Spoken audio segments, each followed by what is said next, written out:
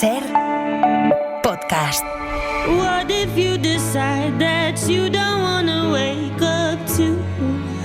I don't know what I do, 'cause I've built my life around you. Don't you know the skin that you're given was made to be lived in? You've got the light, you've got the light worth living. Algunas veces pasa que la Semana Santa queda muy cerca de una de las fechas más importantes para el sector del libro. Hablamos de justo la celebración de su día, ¿no? Del Día del Libro, de Sant Jordi. Recibimos en nuestro club de lectura especial a Óscar López. ¿Qué tal, Óscar? Hola, Lourdes. Hola. Un placer, como siempre, estar contigo. Está muy cerquita, ¿eh? La Semana Santa de Sant Jordi. Esto es de locos. Sí. Esto es de locos. Aquí hay que empezar unas semanas antes ya a tomar complejos vitamínicos, hacer yoga, pilates, todo lo que se tercie para estar en forma, porque son unas jornadas, porque bueno, no todo se concentra en el día de Sant Jordi, en el día del libro, pero es que ya sabes tú que hay un montón de ferias del libro en toda España y entonces hay que estar a tope. Empiezan ahora en esta época de primavera las ferias del libro, que además a mí siempre me parecen como unos momentos especiales, muy bonitos, porque el tiempo suele acompañar y pasear y ver libros es de las cosas más maravillosas que hay. Además que hay novedades muy, muy suculentas este año y apetece muchísimo. Oye, antes de acabar, vamos a obviamente hablar de todas las novedades, esas que ahora decía yo, del Día del Libro para esta temporada, para este año, pero Óscar, no podemos olvidarnos de que también hay una fecha muy señalada en el calendario, el miércoles 23 de abril. El próximo miércoles Álvaro Pombo recibe el premio Cervantes. Es que tenía ganas de preguntarte, que me dijeras por qué tenemos que conocer la obra de Pombo y cuáles son las obras que tú consideras imprescindibles de este autor. ¿Por qué hay que leerlo? Hombre, porque yo creo que hay muy pocos escritores que han sabido crear un universo literario propio. Eso es, para eso hay que tener muchísimo talento. Y además es que él lo ha hecho narrando con un lenguaje que para mí es como muy personal, muy, muy refinado por un lado, porque fíjate que entre otras cosas él destaca por ser el rey del hiperbatón y luego porque también tiene una manera maravillosa de combinar la belleza literaria con una capacidad innata para meterse en ese complejo mundo que es el mundo de las emociones, ¿no? Y él lo hace muy bien, ya sea con novelas que nos presentan, pues no sé, como dramas familiares, ubicados en un contexto histórico muy concreto, ya sea reflexionando sobre el tema de la homosexualidad o, por ejemplo, buscándole un sentido a la vida cotidiana, ¿no? Que es algo que ha hecho en muchos de sus libros. En cuanto a lecturas, yo te diría todas, pero como no puede ser, pues estaba pensando, pues por ejemplo, Santander 1936, ¿no? Que es una novela que narra la vida de una familia burguesa en Santander y que es maravillosa. También recuerdo con mucho cariño La fortuna de Matilda Turpin, con la que ganó el Planeta ya hace un montón de años.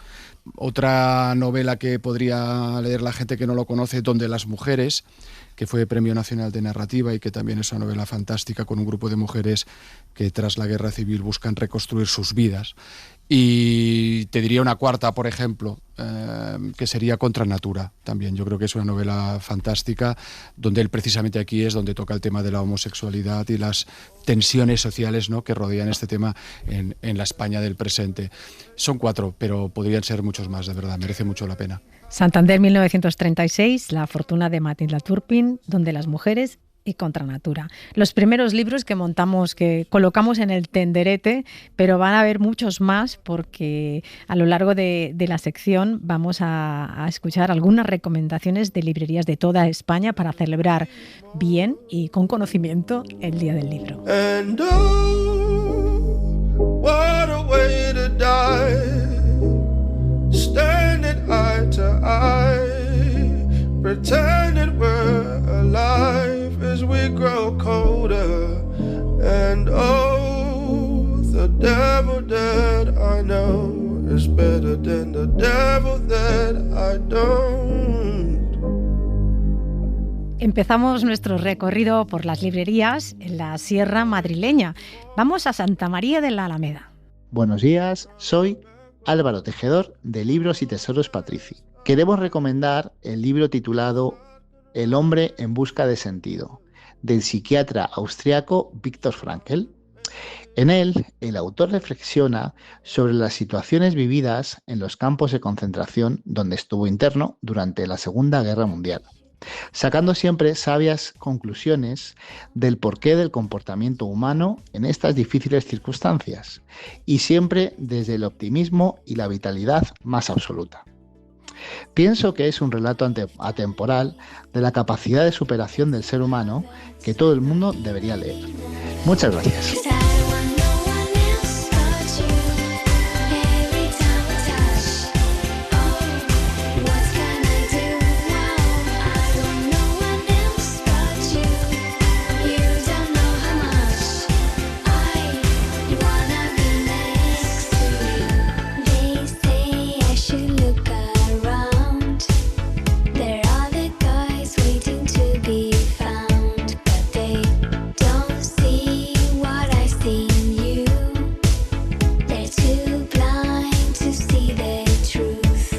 La amistad es uno de los temas que más páginas ha generado en la historia de la literatura, de la ficción. Estaba pensando en la filosofía.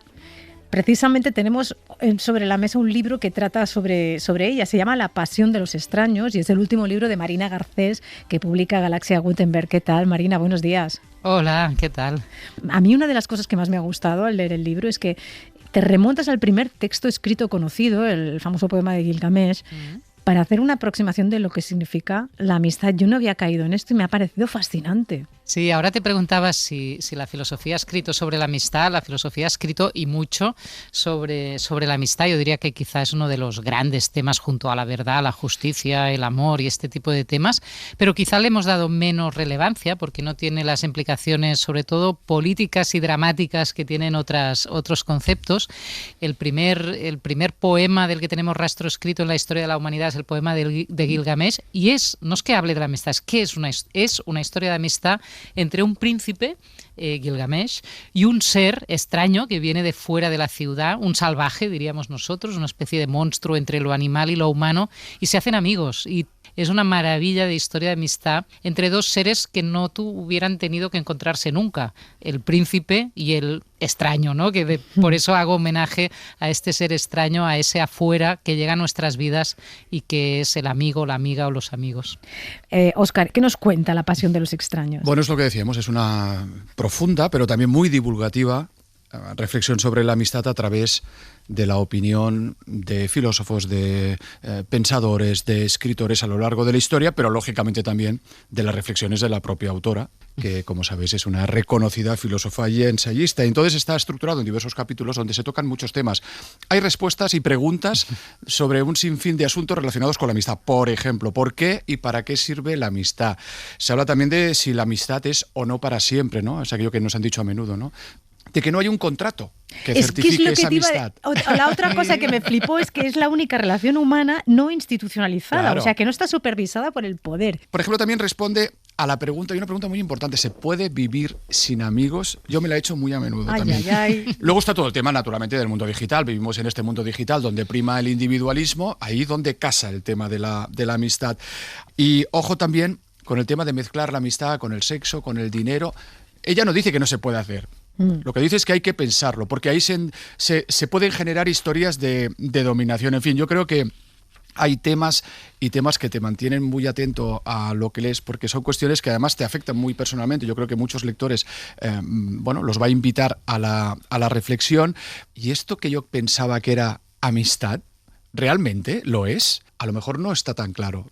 Por eso digo que es un libro que hay que leer. Mi madre siempre me decía: tú sabrás si tienes un buen amigo cuando las cosas te vayan mal. Cuando las cosas van bien, es muy fácil decir que tienes amigos para ir de fiesta. ¿Cómo sabemos si alguien es realmente nuestro amigo? A ver, el libro huye mucho de fórmulas generales. La amistad nos la inventamos juntos, con cada amigo, con cada amiga, y a veces hay amistades muy raras. También de ahí el título del libro. No hay amistades estándar. Para mí un amigo o una amiga está en ese lugar en el que, más allá de toda la vida social que pudiéramos compartir, seguiríamos juntos o seguiríamos entendiendo que nuestras vidas de algún modo tienen algo que ver irreversiblemente. Hay una irreversibilidad en la amistad que no quiere decir el para siempre de fichar para siempre. A lo mejor hay amistades de paso, hay amistades fugaces, hay amistades que tienen que ver con una etapa de la vida, pero irreversiblemente hemos sido amigos. Esa persona ha estado ahí y de alguna manera nos ha transformado en algo. Yo pienso que también la amistad tiene esa cosa de que no solo nos inventamos cómo ser amigos de otros, sino que nos estamos inventando algo de nosotros para dar al amigo o a la amiga. Entonces descubrimos algo de nosotros que quizá si no hubiéramos encontrado a esa persona o pasado ese transcurso juntos, no se daría, ¿no? Porque somos también seres en transformación. No, las descubrimos juntos y para mí ahí está un poco el trasfondo de lo que tú ahora preguntabas como la verdadera amistad. El libro llega en un momento que también de alguna manera tú lo dices, que está en exceso sacralizado esto de con mis amigas, los amigos, cosas indispensables para hacer con amigos, sobre todo en redes sociales. Yo no sé si ahora que la familia está como muy atomizada, muy casi la mínima expresión, nuestra tribu, digamos, son los amigos o esa familia nos la creamos con los amigos, no sé. Sí, está pasando esto por múltiples razones. Por un lado, esta sensación de precariedad, de fragilidad de todos los vínculos, de que pasamos por la vida de los demás y no sabemos qué ha pasado, cambiamos a menudo. Hay esta intemperie, ¿no? Esta intemperie de las vidas, de las relaciones, por un lado. Por lo tanto, desconfianza a veces en que quién está realmente ahí si yo no sé dónde estoy. Esto es algo que nos atraviesa mucho y luego que estamos, y esto ya es una dimensión más política, en una sociedad más de enemigos que de amigos, ¿no? Cualquier condición, incluso en las vidas cotidianas, ¿no? Hay esa competitividad, ese conflicto de intereses constante y un escenario de guerra, yo pienso que la podemos llamar de guerra global. La amistad yo pienso que la estamos elaborando como un espacio de refugio, de seguridad, de confianza, ahí donde resguardarse de todo eso que nos da miedo, que nos hace sentir vulnerables, que nos hace sentir aislados. Mi pregunta es si solo puede ser eso. Es decir, Claro. si convertimos la amistad solo en un refugio o en esto que decíamos también, ¿no? En la posibilidad no de refugiarnos del mundo, sino de hacer mundo de otra manera, de estar en el mundo de otra manera y por lo tanto también de atrevernos a salir ahí fuera, precisamente porque tener amigos nos hace menos temerosos, menos miedosos, ¿no? menos frágiles. Vivimos cada vez más en el mundo digital, por lo tanto no nos tocamos en el mundo digital. ¿Qué va a pasar con la amistad? Claro, tocamos la pantalla todo el día, ¿no? Sí. Tenemos esa sensación de caricia constante y no es una caricia. Hablamos de las redes como si fueran solo aislamiento. No, ¿por qué estamos tanto en las redes? Las redes no solo, yo no tengo Twitter, no, pero estás en WhatsApp todo el santo día mandando señales a tu gente. Esto es porque en realidad necesitamos mucho amor, saber que estamos ahí para alguien. Esto es la vida humana, si no seríamos, no sé, otras cosas, ¿no? La vida se podría desarrollar más tranquilamente sin necesitar de eso.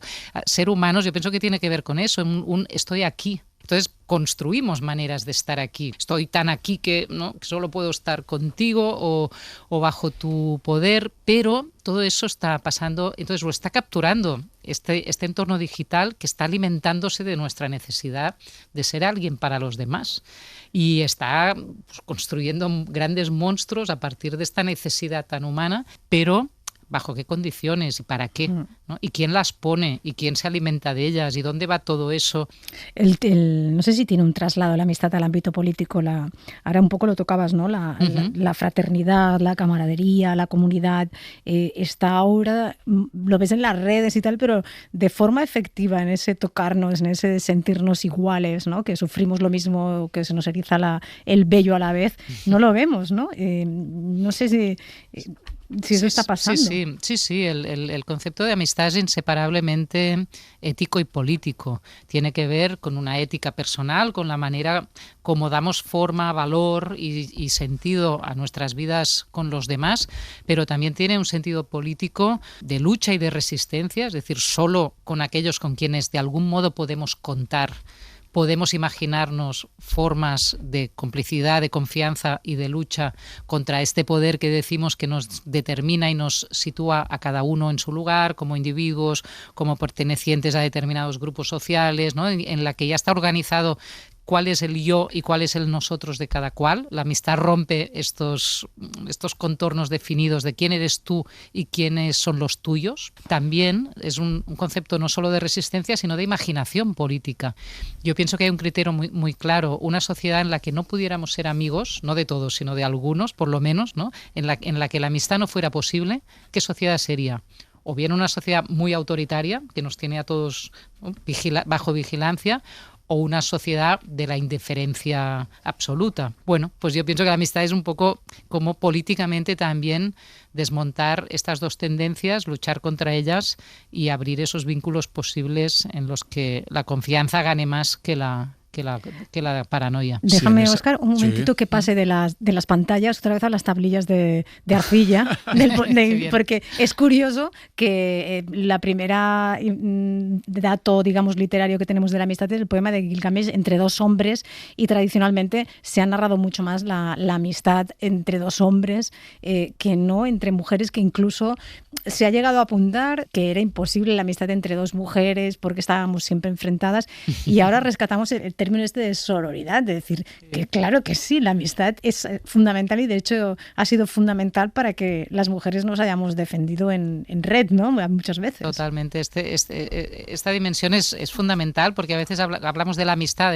además así en abstracto, y en realidad el ideal de amistad, tal como se ha pensado, por lo menos en Occidente, es muy masculino. Está pensado desde una idea de la masculinidad como autosuficiencia, es decir, amigos son aquellos, ¿no?, estos machotes que vemos, nos los imaginamos como no cuidándose, no necesitando los unos de los otros, que solo están ahí para salir hacia afuera y son grandes amigos porque comparten intereses, pero no necesidades. Eso es, en todo caso, para o bien el espacio femenino. Las amigas son aquellas que se ayudan, que se apoyan, o son aquellas que de tanto apoyarse y de tanto ayudarse acaban rivalizando, ya sea por el mismo hombre, ya sea por sus envidias, ¿no? Y esos son los estigmas con los que la amistad entre mujeres y la amistad entre mujeres y hombres se ha estigmatizado y también se ha sometido a vigilancia. Y por suerte pienso que es una de las cosas que actualmente desde muchos frentes, desde el feminismo, desde la literatura, desde, ¿no?, otro tipo de imaginarios, estamos cambiando. Escribes, no hay amistades sin deseo.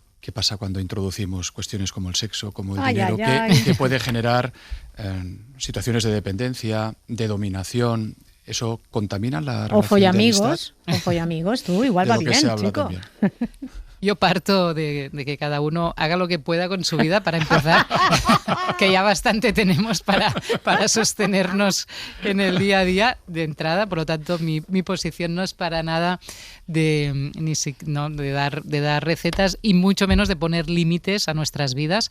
Otra cosa es preguntarnos por cómo la amistad convive con otras pasiones, con las dependencias ya sean emocionales, sean económicas, sean materiales, porque precisamente este ideal de amistad del que hablábamos las había dejado como aparte, ¿no? Los amigos no dependen los unos de los otros, sino que se disfrutan. Bueno, en el sexo también nos podemos disfrutar sin depender unos de otros de alguna manera. ¿Las relaciones económicas son solo relaciones de dependencia o pueden ser relaciones de apoyo mutuo? ¿Por qué excluimos el mundo de la amistad del mundo material? Esto, por ejemplo, cada vez se está viendo más contestado por las generaciones que, precisamente porque hoy en día es muy difícil ser autosuficiente a través del acceso a la vivienda, al salario, etcétera. Los amigos y las amigas se necesitan mucho más, ¿no? Y los jóvenes y no tan jóvenes, también los mayores en otras etapas de la edad, están compartiendo viviendas, están compartiendo recursos, o sea que a lo mejor esos tabús que delimitaban tanto, ¿no?, ese peligro, ¿no?, mi amiga va a depender de mí si la ayudo, o esta persona va a depender de mí si hay una relación pues más afectiva, ¿no?, o más física, pues a lo mejor no podemos. Yo pienso que ahí se está abriendo un terreno, ¿no?, de contestación de lo que había sido en el fondo el imperio del matrimonio como la única manera de legitimar e instituir las dependencias mutuas y el sistema de necesidades como unidad sexual, reproductiva y económica. ¿Qué pasa si abrimos eso, ¿no? Madre mía, no tenemos tiempo para abrir ese melón y creo que demasiado poco has escrito. Me parece muy fino el libro para todos los temas y las cintas que han quedado colgando para que alguien estire. De ahí sale una piñata con un montón de cosas. Marina Garcés, muchísimas gracias por haber compartido con nosotros esta pasión, la pasión de los extraños, que acabas de publicar en Galaxia Gutenberg. Y ya te digo, cuando quieras volvemos 1 hora y pico para ir hablando. Cuando queráis, y muchísimas gracias por esta estupenda conversación. Y hasta pronto.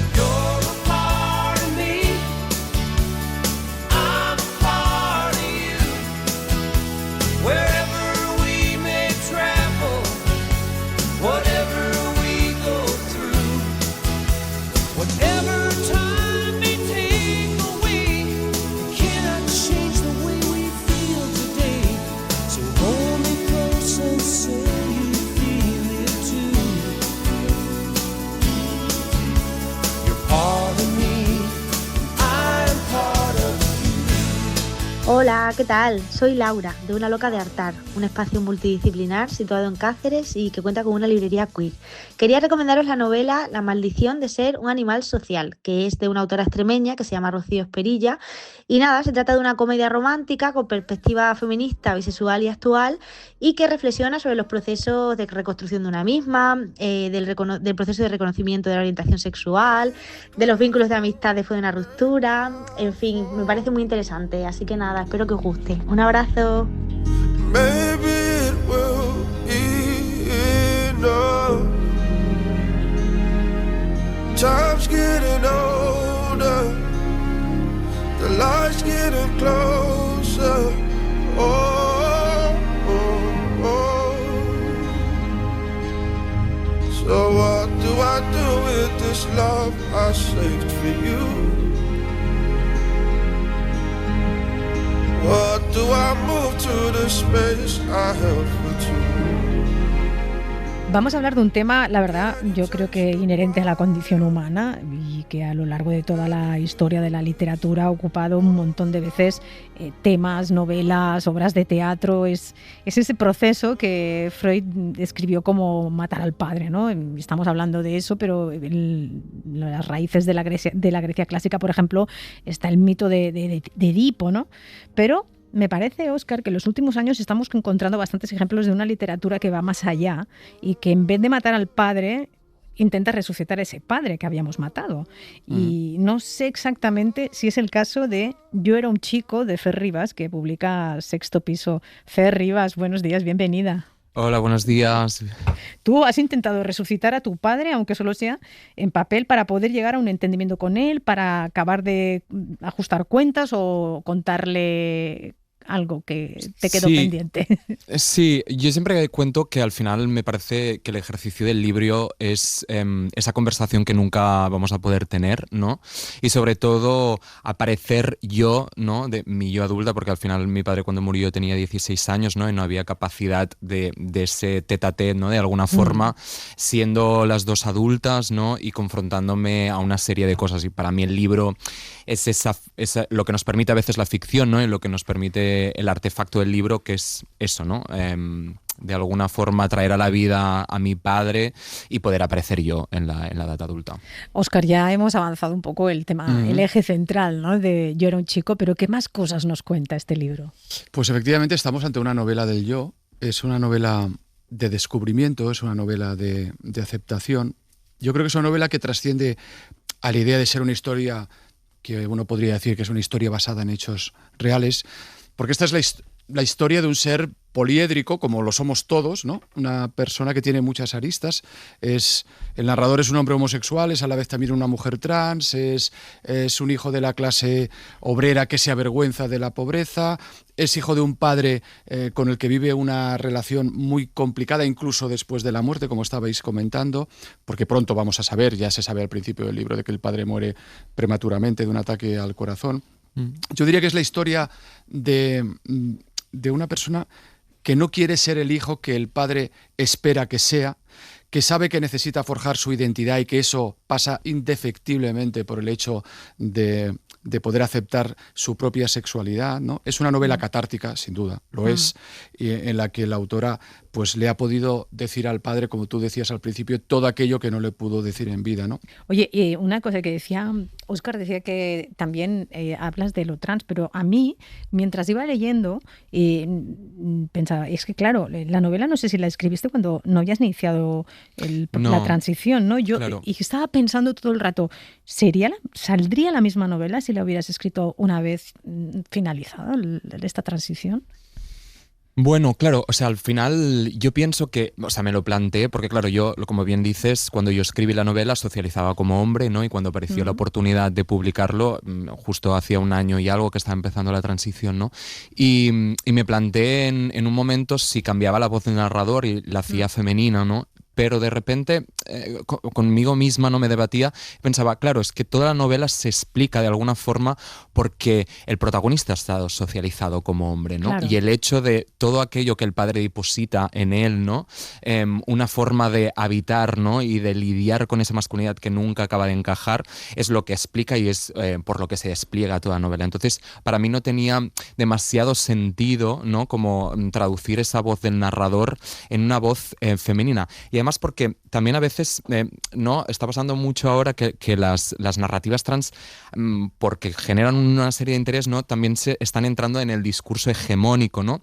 Y me parece que es importante destacar que al final cuando somos niños, niñas, el concepto del género no tenemos ni demasiado forjado. Es decir, esa historia que se ha construido, que sobre todo creo que es desde un relato más biologista, ¿no? O médico, en el que nacemos en el cuerpo equivocado, ¿no? Y que siempre nos hemos sentido mujeres o hombres en el caso que sea, me parece que no es real, ¿no? Porque al final un niño o una niña no tiene ningún concepto del género, no sabe, está en un cuerpo que está explorando y que socialmente entonces, ¿no? Se le impregna esa consciencia o esa ideología de género, ¿no? De alguna forma. Fíjate, Fer, una cosa, decías que en realidad es la teoría queer, ¿no? Que aborda la orientación sexual y la identidad de género más allá de un punto de vista biológico, como tú apuntabas ahora, y lo hace desde un punto de vista social y político, ¿no? Estaba pensando en el libro de Alana Portero también, ¿no? Total. Y es que la identidad tiene que ver también, no tan solo con el sexo, el género asignado, sino también con la conciencia de clase, con ser el niño que fuiste y venir de la familia que venías, ¿no? Esa escena de estar en el centro de Barcelona con tu padre y ver a una persona que va vestida de una manera determinada, y decir, como te presentes un día, como os presentéis un día en casa así, no entráis. Y lo que condiciona también la clase, ¿no? La clase social y la cultura que tiene esa clase social del esfuerzo, de producir, de estar en activo, de prosperar. Claro, y además cuento en entrevistas, ¿no? que digo que creo que para mí una obsesión del libro era hablar como un poco también cómo se construía esa masculinidad en la clase dominada, ¿no? Porque me parece que que es característica, que tiene una serie de particularidades que son distintas, ¿no? a las demás construcciones de masculinidad. Y hay algo en particular que se estructura una homofobia que es particular de la clase obrera, ¿no? Que es, yo siempre digo que mis padres me dijeron siempre que su forma de transmitirme amor era darme mejores oportunidades de las que ellos habían tenido, por una cuestión de posibilitar un futuro mejor, ¿no? Un futuro que ascendiera de clase, ¿no? Entonces, todo aquello que no tenía que ver con dar posibilidades no tenía encaje, ¿no? Como que era el afecto, la autoestima, ¿no? El cariño. Y a la vez, cuando te encuentras con un niño o una niña, ¿no? Que de repente te dice que es homosexual o que es transexual, ese sueño, ¿no? de los padres y ese esfuerzo que han vivido trabajando para darte mejores oportunidades se rompe de alguna forma, ¿no? Entonces es una homofobia particular porque al final hay un miedo, ¿no? Y hay una dificultad de aceptación a ese ser que tienen delante por todo aquello que han aprendido y por una cuestión de que han sido atravesados por esa consciencia de clase y esa culpa y esa vergüenza que les han dicho que nacer en esa clase ha sido culpa suya y que es responsabilidad suya salir de allí, ¿no? De alguna forma. Para muchos lectores este va a ser un libro necesario. Mientras tú lo escribías, pensabas, caray, este hubiera sido el libro que yo hubiera querido leer cuando lo estaba pasando realmente mal hace años. Sí, totalmente. O sea, yo siempre digo que de alguna forma es retornar, hacer un acto de generosidad en lo que a mí me pasó en un momento determinado, ¿no? Que es que a mí me cayó un libro en las manos cuando tenía 20 años, me acuerdo perfectamente, que fue el primer libro de Edouard Louis, y a mí me salvó ese libro, ¿no? De pronto fue profundamente revelador, puso palabras a muchas de las cosas que estaba viviendo, ¿no? Y entonces el proceso de escritura yo siempre me lo planteaba como poder escribir ese libro que mi niña de ese momento, que estaba llena de dudas, en un espacio más oscuro, ¿no? Que no acaba de entender muy bien cómo funcionaba el mundo y el mundo que le rodeaba, le hubiera podido llegar a sus manos, ¿no? Así que sí, esa fue mi obsesión, y si ahora llega a las manos adecuadas para despertar y para pensarse de otra forma, para mí es el mayor éxito. Oye, Fer, la muerte del padre es una liberación, o en realidad es un fracaso porque no ha conseguido que él supiera quién era realmente? Es una buena pregunta.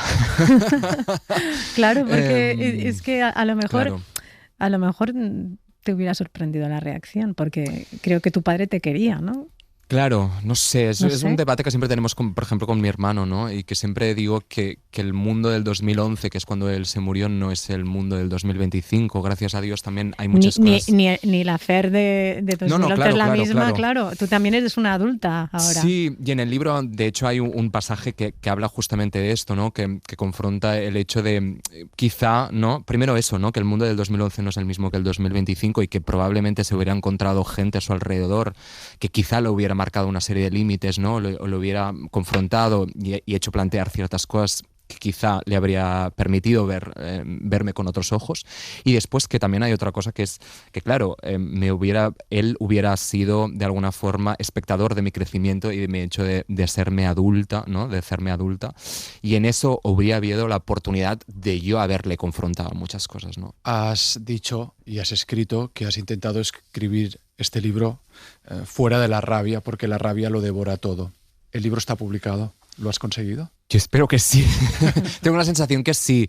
También pienso que el tiempo lo dirá, pero sí, creo que eso lo tengo claro, que es así, y que creo que justamente lo entiendo porque los lectores, cuando se acercan, me dicen mucho, ¿no? Que ven ese amor-odio, ¿no? Yo siempre digo que el odio va muy ligado al amor, ¿no? Si no hubiera habido amor, no hubiera sido el odio, ¿no? De alguna forma. En esta novela hay una madre, hay un hermano, Sí. hay familiares, hay Sí, amigos que imagino que han leído tu novela.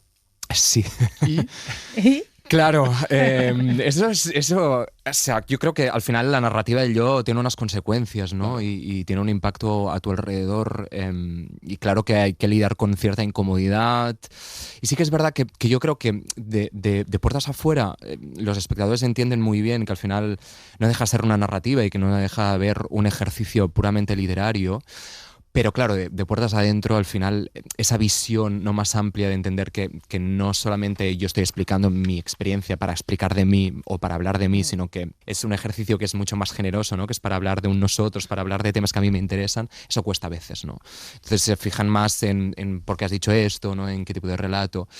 Y hay una dificultad, pero bueno, yo también pienso que al final la narrativa del yo, en el momento en el que estamos, en que políticamente también se ha querido romper tanto esa colectividad, ¿no? Y en que ya no sabemos ni un poco ni qué es la verdad ni qué no es la verdad, está todo tan roto de alguna forma, que pienso que el terreno del yo es un terreno muy fértil para poner esos temas candentes socialmente, ¿no? Y creo que lo estamos viendo en las narrativas del siglo XXI, que claramente el terreno de batalla es eso, ¿no? La batalla del yo y la batalla de la identidad, ¿no? Fer Rivas, me ha encantado conocerte porque no te conocía y charlar este ratito contigo, que espero que te vaya muy bien con este libro.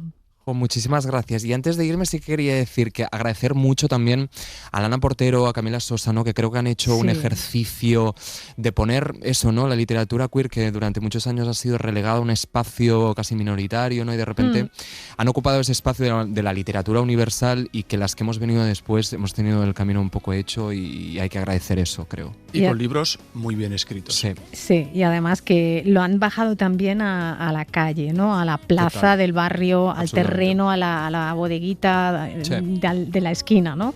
Y eso también se agradece muchísimo. Sí. Pues bueno, Fer Rivas, gracias por venirte a la radio a hablar de Yo era un chico, que recordemos, lo ha publicado Sexto Piso. Un beso enorme. Muchísimas gracias por invitarme.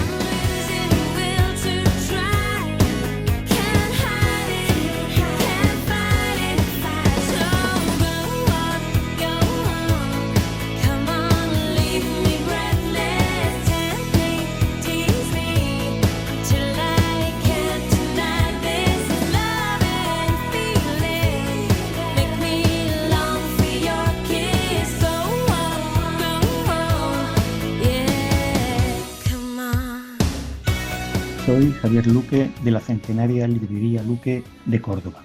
Me gustaría recomendar el último libro de Andrés Neumann, Hasta que empieza a brillar, publicado por Alfaguara.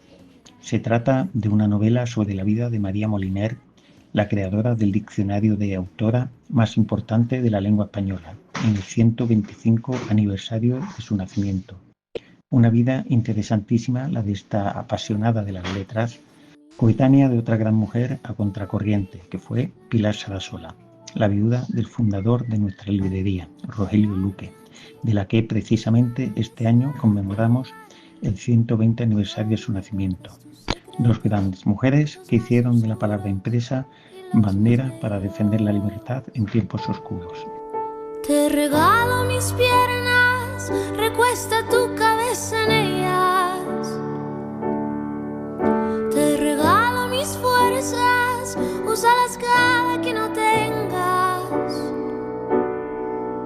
Te regalo las piezas que a mi alma conforman, que nunca nada te haga falta a ti.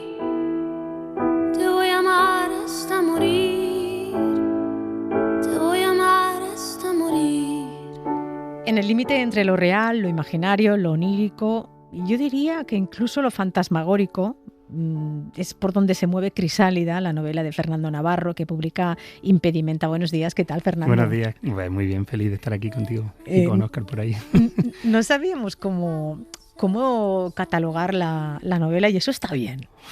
Sí, o sea, no lo escribo con esa intención, o sea, uno no quiere ser maldito, heterodoxo o ir en contra de la norma, pero es verdad que yo tengo muchas influencias, no las escondo y me gusta como mezclarlas, ¿no? Y que lo que salga tampoco sea claramente ni un género ni un subgénero.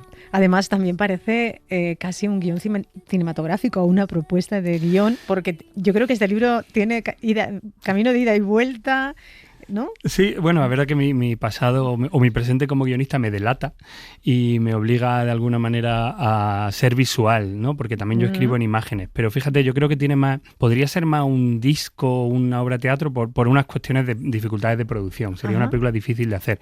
Y cuando yo digo esto, digo, claro, un productor que la iba a comprar ahora no la va a comprar. Básicamente porque rodar con niños es muy complicado, que son los protagonistas de la novela. Rodar claro. con niños y en esas condiciones. Y en esas condiciones, y haciendo según qué cosas, ¿no? Óscar, ¿qué nos cuenta Crisálida? ¿Cómo la contarías? A ver, ya habéis dicho algo. Es una historia donde el terror y lo fantástico yo creo que se hermanan maravillosamente y nos trasladan, por un lado, a un sanatorio abandonado donde encontramos a una niña en una habitación que no sabemos si está sola, no sabemos si está acompañada. Y en paralelo también tenemos pues una historia que transcurre en una zona montañosa, en Granada, quizás por las Alpujarras, donde vamos a conocer la vida de una familia, dos padres con sus hijos, entre los cuales está esta niña, y que llega según el padre, esa familia llega allí para vivir en plena armonía en el corazón de la naturaleza, ¿no? Pero claro, esto es una novela de Fernando Navarro. Y esto no va a ser una historia bucólica, donde se idealiza la vida, ¿no? En el campo, en la montaña, donde los miembros de esta familia no es van a No es Capitán Fantástico. No, que van a decir, vamos a compartir una experiencia grata, a recitar Walt de Whitman descubrimiento. en la naturaleza. No. Lo siento. Entonces él convierte esta historia pues, en una historia, tú comentabas antes, ¿cómo podemos etiquetarla? Pues yo te diría una novela de terror, una novela psicodélica, mística, sangrienta, rural, en fin, todas estas cosas entremezcladas, ¿no? Porque aquí tenemos a una familia desestructurada, donde el padre, al que lo conocen como el capitán, él se ha empeñado en que todos sus hijos sean autosuficientes, donde no tengan privilegios, y por eso los traslada precisamente a ese lugar medio abandonado donde dos furgonetas más o menos destartaladas las convierten en dos seres vivos que respiran, que mutan. que tienen piel, que son testigos, esas 2 furgonetas destartaladas son testigos del salvajismo que poco a poco, vamos a decir, que se va apoderando de los que allí viven. ¿Y de qué huyen esos personajes? Porque el amor de los personajes, pero hay uno que es el padre y la madre, que en teoría son quienes te tienen que proteger y son los que te exponen, son los que te dejan ahí a la intemperie. Huyen de sí mismos, sobre todo, ¿no? Huyen de una ciudad y de un contexto que le ha dado a la espalda, huyen de una clase, ¿no? Y deciden cortar el vínculo con toda clase, ¿no? Con una clase social, huyen del mundo tal y como lo conocen, ¿no? Y en eso yo me puedo llegar a sentir identificado, ¿no? En esa fantasía escapista, no tanto hippie, porque me da un poco más de miedo, pero sí esa sensación de borrarte para intentar encontrar la paz en algún sitio. Lo que pasa es que es verdad que hay gente que lleva el tormento dentro y que huya donde huya no la va a encontrar, ¿no? Claro. Parecen un grupo de pioneros allí en medio de la naturaleza, pero tú no entras, como decía yo antes, en ningún tipo de idealización de la vida en la montaña ni en la vida en plena naturaleza. Sí, de hecho me encanta que cuando habéis dicho lo de que no se puede catalogar, claro, por ejemplo, el hecho de ponerlo a vivir en 2 furgonetas, en lugar de a vivir en el bosque idílico, claro, de repente vivir en restos de la civilización, ¿no? Restos de lo que vienen huyendo, ¿no? En furgonetas. Casi posapocalíptico. Claro, sí, y que huelen a gasolina, y que huelen a cuero, y que huelen a cosas sintéticas, ¿no? Que a mí me gusta esa mezcla de hecho, esa contradicción, va huyendo de la civilización y acaba viviendo en 2 coches, que son, para mí, el símbolo máximo de la civilización, ¿no? El automóvil, la contaminación de la que él huye, ¿no? Entonces, no hay una mirada idealizada a la naturaleza, más bien hostil, y yo creo que de nuevo como, sí, un poco casi apocalíptica, o por lo menos un poco distópica sin ser distópica, ¿no? Y luego está el tema de la violencia. Yo no sé si tú eres de los que piensan que la violencia es inherente a la condición humana, ¿no? Porque por un lado, los niños desarrollan la violencia por el ejemplo que reciben exactamente, pero luego también está el tema de que los niños para sobrevivir también ejercen la violencia. Bueno, sí, o sea, la naturaleza es violenta. Yo no creo que tenga tanto que ver con la educación. Quiero decir, si deja... El Señor de las Moscas era un gran referente en eso. Iba a decirte, claro. ¿no? Quiero decir que niños sin ningún tipo de... El otro día hablaba con un amigo escritor que tiene 3 hijas y decía, le he dado la misma educación a las 3, exactamente igual, y no pueden ser más distintas. Con lo cual, a veces no es tan clave. Obviamente la educación es súper importante, pero a veces uno tiene algo dentro que no sabe lo que es, que estalla, ¿no? De hecho, uno de los hermanos tiene ese algo dentro. Ese algo dentro, sí, exactamente, sí. Y a mí me gustaba esa idea de Bosque como reiniciar la civilización, ¿no? Se supone que parten de cero y cómo son cada uno, ¿no? Entonces yo creo que la infancia y el ser humano tiene un ser violento dentro de sí que puede estar condicionado o no por el entorno, pero que sigue estando...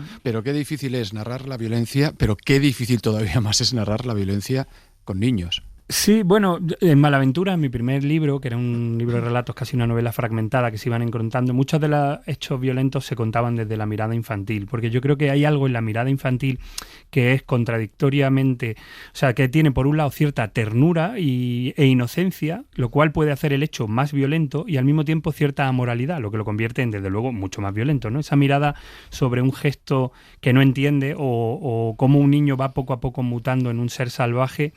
Es verdad que al poner niño en el centro de algo, de una historia violenta, siempre parece que es cruel, y yo no rehuyo de la crueldad porque me parece que es la manera de prevenirnos de ciertas cosas, ¿no? De alguna manera situarlo ahí expuesto a la violencia sí que es muy vulnerable y da miedo, pero en parte es el juego literario también, ¿no? Además, ¿no te pones límites? Sí, me pongo los límites de que resulte desagradable, y yo creo hasta ahora donde la experiencia que he tenido con compañeros periodistas, con lectores, con libreros, es que el libro no sé cómo contiene cierta ternura. Entonces siempre creo que nadie aparta la mirada de lo que lee porque no es gore, no se recrea, y desde luego no... Los límites serían más bien cuando resultara desagradable yo no podría escribir. Pero incomoda muchísimo. O sádico, yo creo que no es sádico. No es sádico, pero sí que incomoda muchísimo, y por eso también es una de las cosas que te hace engancharte, porque estás pensando, pero nadie los va a ver, pero nadie los va a detectar, pero ¿cómo alguien que sí que los ha visto no pone en alerta? ¿Cómo esos niños desaparecen del radar de todo, ¿no? Y eso es terrorífico también. Sí, el abandono, ¿no? Y el desamparo, sí. Que ese sí es un tema que a mí me obsesiona como escritor, no solo en literatura, también en el cine, y como espectador y lector. Esa idea del desamparo, ¿no? Cuando alguien, como tú estás diciendo, tiene cero ayuda, y cuando alguien se está abocando trágicamente a un final y dice, pero es que nadie va a ayudar a este personaje, no solo porque sea niño, sino hay gente que está abocada trágicamente a un destino fatal y que no hay manera de controlarlo. Pero he huido de lo sádico y no me gusta la violencia sádica. No me gusta esa idea de que... Porque yo creo que aquí todos se defienden y se comportan como animalillos, pero nadie ejerce la violencia de manera gratuita. A ver, una cosa. El padre, yo diría que es un maltratador muy bestia, y Madreselva es el papel de ese animalillo como indefenso. Sí, aunque reacciona a veces de manera extraña. Un poco, sí, yo creo que atávica casi, ¿no? Sí, exactamente. Porque llega un momento que reacciona para defender o para acoger y consolar a los hijos, o intenta salvarlos dentro de su debilidad. Claro, como un poco animalesco, ¿no? Al final el instinto... Sí. A mí hay una imagen del libro que me gusta, que es cuando los 5 recuerdan que... Bueno, el personaje principal, Nada, recuerda cómo dormían los 5 los unos con los otros apretujados. Y yo fantaseo con que si estos niños pudieran contar su infancia, a pesar de esos maltratos que tú dices, creo que dirían que no fue una mala infancia. Porque tienes razón, pero en el fondo están jugando, hasta el punto que hay 2 personajes, Rayo y Columina, que siguen jugando. Para mí ese juego prevalece sobre, digamos, la reflexión sociológica, ¿no? Sí que es verdad que como lector esperas que Madreselva reaccione más, ¿no? Sí. Que es la madre y que actúe, pero yo ahí lo vinculo con lo que te comentaba también antes, de que al final digo, pero si es que ella también es una víctima, como lo es él, también es verdad que tiene ese punto de maltratador, pero él no deja de ser también una víctima. Sí, hay algo de eso, ¿no? De esa sensación de... Porque no huyen de nada en concreto y se convierten en monstruos por nada en concreto. Y eso parte también del terror que tiene que provocarte, ¿no? A mí, yo rehuyo mucho de la construcción del trauma como construcción de personaje, ¿no? Todos los personajes últimamente, la televisión, por ejemplo, te cuenta cuando el personaje tiene un trauma, y yo intento huir del trauma e ir construyéndolo en tiempo real, un poco con cierto pulso y con una identificación casi total, ¿no? O sea, si yo no me podía identificar con ese maltratador, hipotéticamente, con ese capitán, hubiera sido muy imposible que también lo pudiéramos comprender o querer un poco, ¿no? Y luego están los simbolismos, ¿no? También que vamos encontrando como parte también del juego, ¿no? La misma naturaleza, el bosque se convierte en un ser, un espíritu casi fantasmagórico, lo del tigre, la montaña del tigre con la leyenda del tigre, luego pues el sanatorio, todo tiene simbología detrás. Sí, sin haber querido escribir una novela simbólica, sí que los espacios se comportan como personajes, que eso es algo simbólico. Es decir, hay un gigante que representa una montaña, ¿no? Es como la montaña te pide perdón. Hay un tigre que representa y que es una metáfora, un símbolo del fin de la vida, ¿no? Como lo último que ves cuando muere. Hay un bosque que es una madre y que es un fantasma, ¿no? Porque el bosque te protege y al mismo tiempo te persigue. Hay un fantasma que es un árbol y que también de alguna manera es un reflejo de los personajes, ¿no? Me gusta que los espacios sean espacios literarios, un poco mentales, y que realmente nunca sepas si el paisaje forma parte del territorio o del propio personaje, si es el personaje el que lo configura conforme lo ve, ¿no? Como si tú y yo estamos aquí hablando ahora y vamos construyendo este estudio de radio conforme necesidades, temores, ¿no? Es un poco, es un juego literario también un poco poético, ¿no? Y no sé si te ha pasado a ti, Lourdes, pero es una novela tremendamente visual y sensorial. Total. O sea, la hueles, la puedes tocar y desde luego la puedes ver. Tú ves ese sanatorio, esos pasillos, esa habitación, esa furgoneta destartalada. Es que la estás viendo y la estás sintiendo todo el rato, el bosque. El lago, todo. Sí, me gusta la literatura inmersiva, ¿no? La sensación de que eso... una cosa que hace poco, charlando con la poetisa o la poeta María Negroni, que decía que el escritor construye las palabras y construye la realidad desde sus palabras, ¿no? Es decir, que poder construir todo un universo físico, sensual, sensorial, desde el uso de la palabra, es lo que a mí me ha llevado a escribir el libro, ¿no? Es como, ¿cómo puedo meter al lector en un universo realmente tangible, ¿no? Y eso que es, yo creo que es complicado, pero era también lo que me hacía levantarme cada mañana a seguir escribiendo, ¿no? Vamos a seguir avanzando en esta idea de la niebla, la ceniza, el tabaco, el whisky cuando se queda pegajoso sobre una superficie, la fruta cuando se pudre, ¿no? Hay algo ahí que es muy barroco en realidad, ¿no? Ese imaginario de fruta y de animales y de bosque, ¿no? Que me parece por lo menos muy entretenido para escribir. Es muy bonito además el título Crisálida. Que también es un símbolo, ¿no? Totalmente. Que hace doble juego, ¿no? Con la cama en la que ella duerme, las sábanas que se le pegan al cuerpo y esa sensación de que nunca, ¿no? De crecer o no crecer, ¿no? O no acabar de metamorfosearse. Eso es. ¿Cuál es lo siguiente paso? ¿Cuál es lo siguiente? Sí. Y el nombre de la niña también, ¿eh? Nada. Claro, los niños también tienen unos nombres. Sí, que de nuevo eran ejercicios literarios, busqué palabras que me gustaban, ¿no? Columbina, que es una palabra bonita, cuarzo, ¿no? Que tiene esa Z y esa JR. Pero también tienen que ver con el personaje muchísimo, ¿no? Sí, Rayo, ¿no? Que son... No. Pero fíjate que era esa idea de construir desde el lenguaje, no desde la trama o desde... digamos, no al contrario de lo que se hace el cine o la televisión, ¿no? Que es la trama y de tal. Aquí yo era, venga, el lenguaje me va a llevar a construir los personajes. Y nada, ¿no? Me parecía muy bonito que un personaje se llamara Nada, ¿no? Oh, pues de verdad, además la edición es preciosa. Es una edición, es de esos libros, mira, para regalar ahora que vienen todas estas ferias y estos días. Sí, la edición Impedimenta, ¿no? Que la editorial en la que yo publico tiene una herramienta de seducción que es esa edición que cuidan tanto y que en este caso es una tapa dura que recuerda un poco a los libros góticos de antaño, ¿no? Con esos ribetes, precioso, un poco victoriano, ¿no? Y tiene algo de objeto bonito, que es por lo que yo también publico en ese sello, ¿no? Porque tienen algo, y yo creo que cualquiera un poco con afición hacia adentrarse en la oscuridad del alma humana, sí que creo que es un libro bonito por tener, ¿no? Como esa niña que la envuelve en las ramas de la portada. Pues tienen muy buen gusto editando gráficamente y también literariamente. Muchas gracias. Fernando Navarro, que vaya muy bien esta Crisálida, publicado por Impedimenta. Que lo vendas mucho. Sí, ahí estoy por las librerías del mundo peleándome con el libro y enseñando. Muchas gracias. Me fui hasta la playa para ver lo que pasaba y te estuve persiguiendo, comprobando si era cierto lo que todos me decían sobre ti.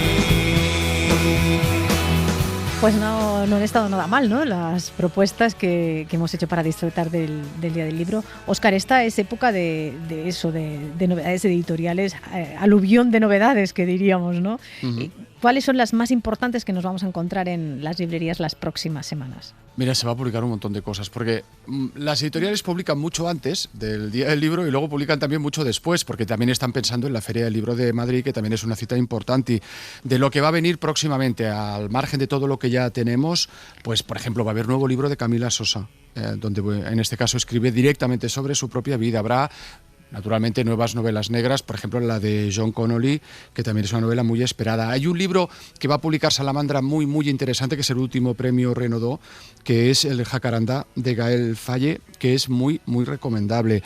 Tiene nuevo libro Gabriela Wiener.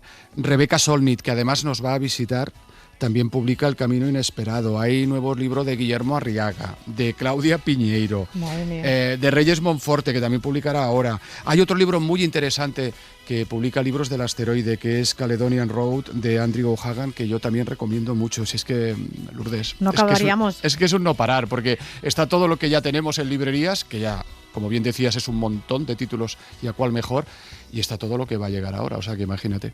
Bueno, pues qué gusto, me parece una muy buena noticia. Óscar López, como siempre, un gusto charlar contigo y hablar de libros, y nos encontramos por Sant Jordi, ¿no? Deambulando por las calles de Barcelona, bueno, alguna fiesta a lo mejor también, ¿no? Sí, podemos vernos, porque ya sabes tú que es una locura de gente, locura. Pero bueno, lo vamos a intentar. Un beso, gracias.